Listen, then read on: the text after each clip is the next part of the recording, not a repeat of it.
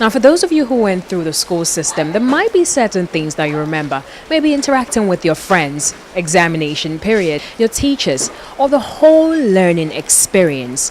Now, imagine if you had to do this as a person with disability.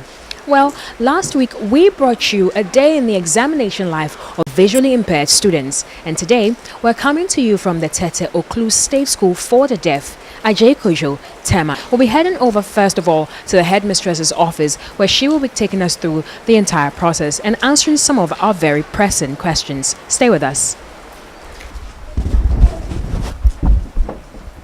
Sorry. Thank you.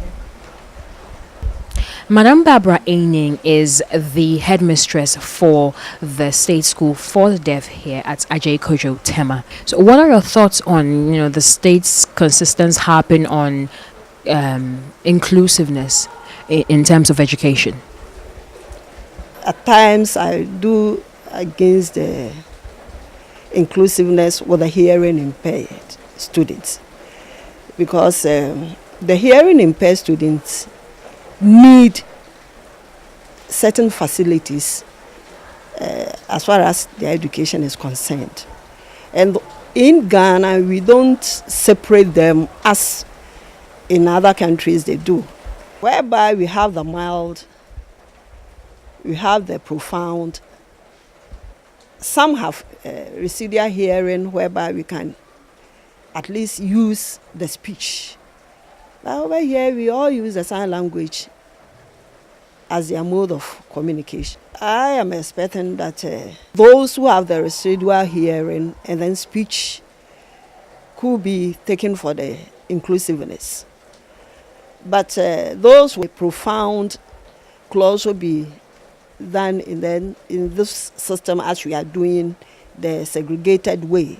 Seen as the TV3 crew was ignorant of sign language, we employed the assistance of Madam Joyce Ajiman and Mr. Cephas Kuma, the head of academics at the school, as our temporary translators. Then I set off to explore what seemed a silent world ahead. My first lesson, introducing myself.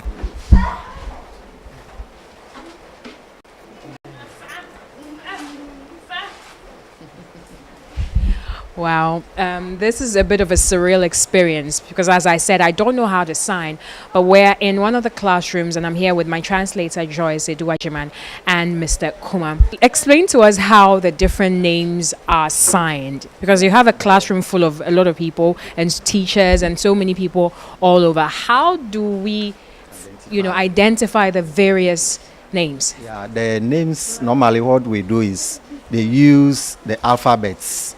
So your name, if it starts with S, they can use the S and then place it at a place that everybody will identify. And what they do is they look at you, your feature.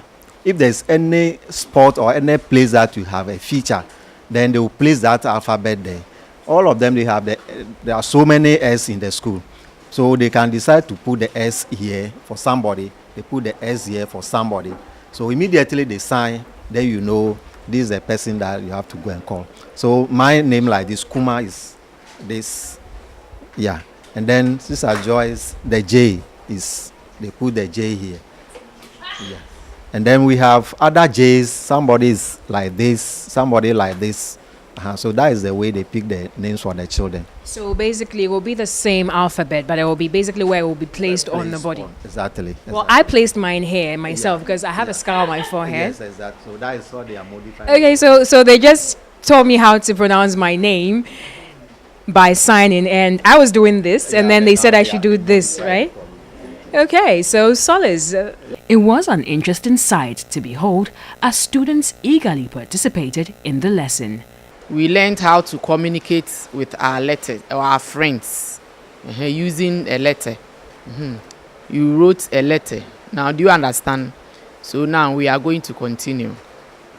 We use the same syllabus as the hearing children. How are they able to remember all the signs? Because it feels like a lot to me. It's their language.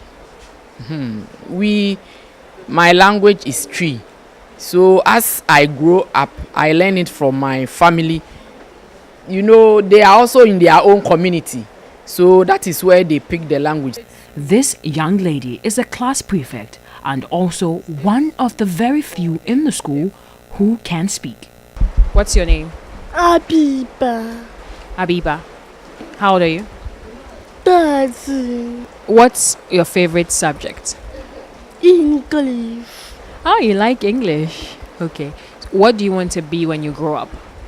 I'll become a doctor. Do this.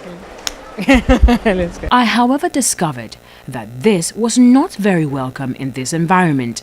Thus, the few who speak would rather not for fear of being bullied by their peers. As the odd one out, I decided to take baby steps by learning how to do the most basic thing ever. Sign my full name. And for that, 17-year-old Kinsley was ever the able teacher. Yes! Victory! Clap for me!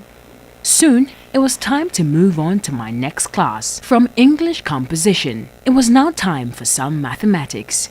But before that, an inspiring story. I have someone interesting I want to introduce you to, but I want him to introduce himself. My name is Shaibu. He's spelling his name. Then Donkor, Donkor. I was hearing. My parents sent me to a hearing school, nursery and KG. I stayed there for 4 years, but they saw that the learning there wasn't helping me. So they sent me to the assessment center.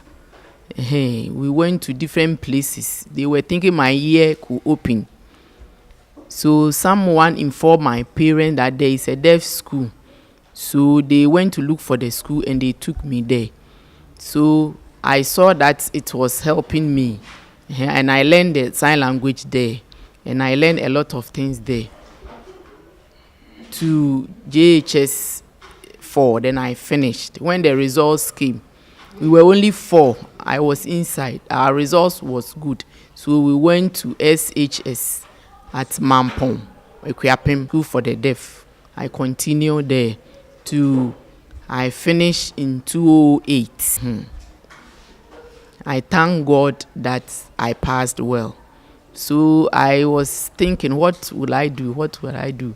Me, I'm deaf. I can continue my education. Why? Because most of my friends have finished.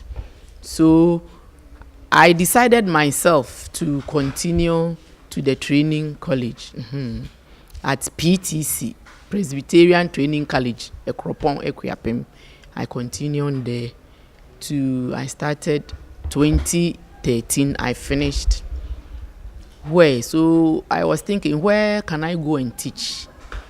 So I decided to come to my old school to come and teach the children here. That is why I'm here teaching them so that they can also pass as I did. He'd let him give us 2 main challenges that he faced through the system.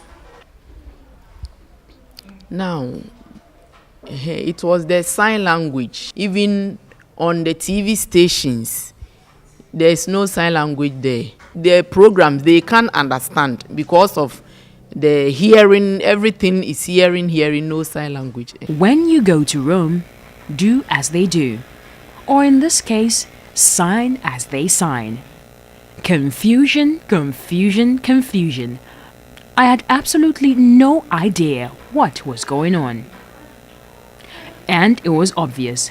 Truth be told, in this environment, I was the person with disability. In a nutshell, although hearing impaired students use sign language to communicate, they read and write regular text just like other students. And just as with visually impaired students, these youngsters also get 50% extra time than students without special needs during examinations. We traced our next senior class to the ICT Center. I'd like to speak to the instructor, Mr. Emmanuel Inshre Gaddafi. Computer studies is a complicated subject on its own. How easy is it for these young ones to grasp those terms and a key understanding of them, especially if you have to sign? Well, to be sincere, it's not very easy. In that there are terms that are used in the ICT language, which are not in their sign language. So mostly you have to look for alternatives till they grasp the understanding. Or sometimes you just try explain the usage of the term.